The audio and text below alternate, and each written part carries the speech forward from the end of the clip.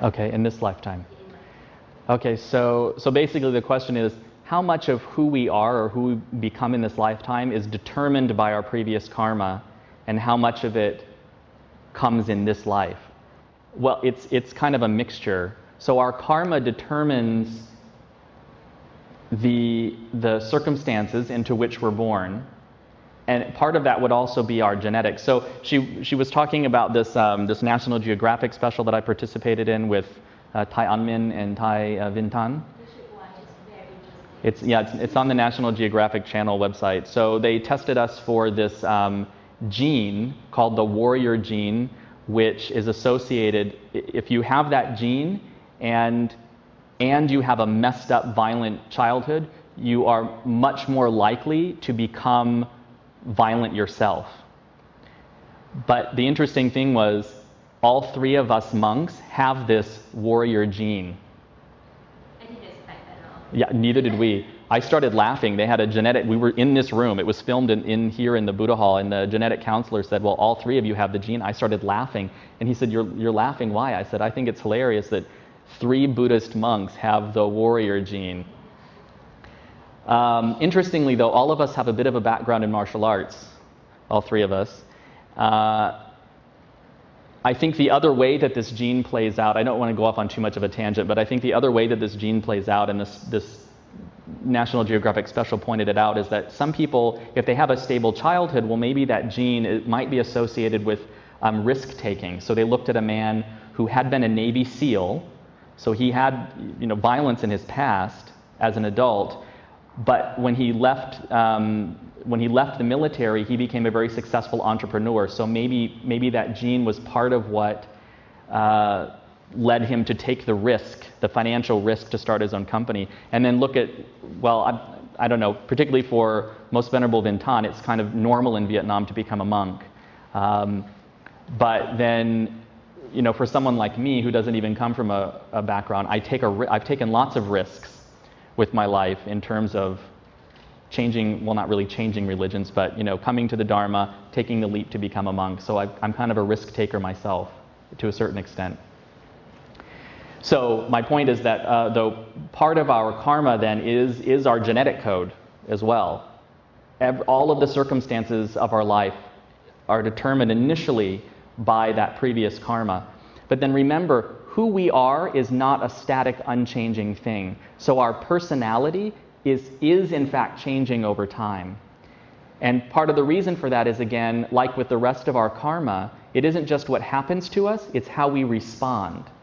So we might have certain tendencies to respond in different ways, but we all probably have the experience of maybe there's someone in our lives who we know has this consistent tendency to respond in a particular way to particular kinds of situations, and then all of a sudden one day they do something different and surprise us. That person who gets angry all the time, suddenly one day just stops. They do something wrong, and instead of getting angry and defensive, they stop and they're just like, I'm sorry. And you kind of go, what? So it's not that we're stuck in a pattern. Karma is not fate. We're not on like railroad tracks that we can't get off of. So we have this ability to change. So it's also how we respond, and how we respond can change over time. I really think what happens is we go through all of these different lifetimes, around and around and around again, and at some point the mind gets tired. Maybe we can't articulate it, we can't explain it, but on some level we start to see that our normal pattern of like taking a hammer and hitting ourselves on the head, oh wait, this isn't making me happy. Maybe I should try something else. So we put the hammer down and we try something else. I think this is really what happens. And so it's not just what we're born with, it's how we respond to what we're born with. Right? And just because you have this particular gene and you have a messed up childhood does not mean that you will become a violent person as an adult.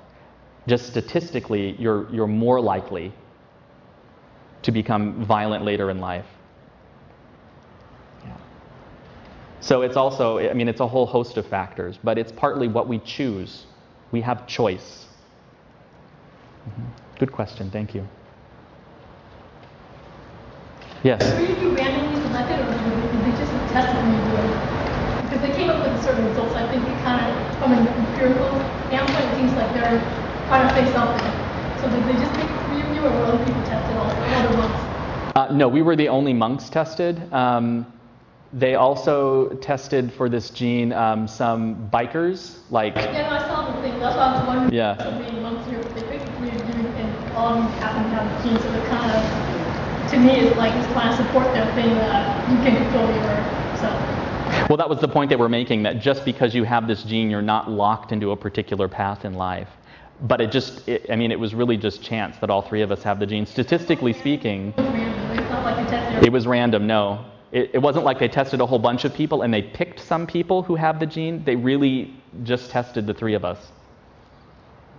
Yeah. How did they find our temple? Our resilience. How did they find our temple?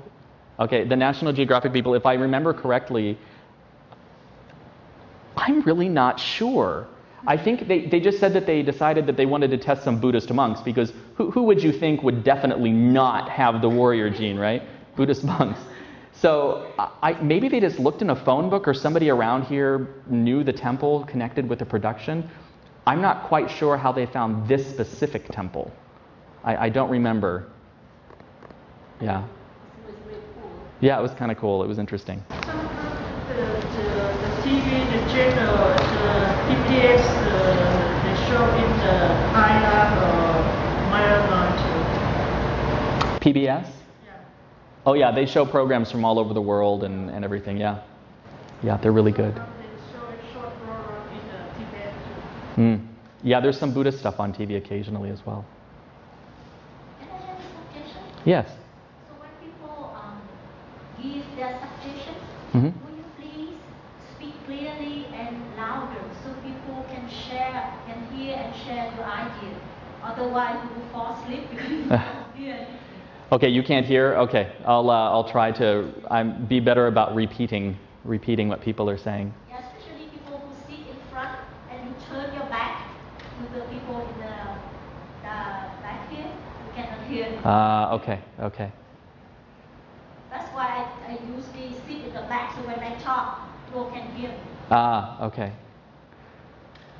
Maybe next time we'll get out another microphone. We'll try that. But we had a microphone for the camera, for the second camera, but then people would take the microphone and they'd put it down and they wouldn't use the microphone.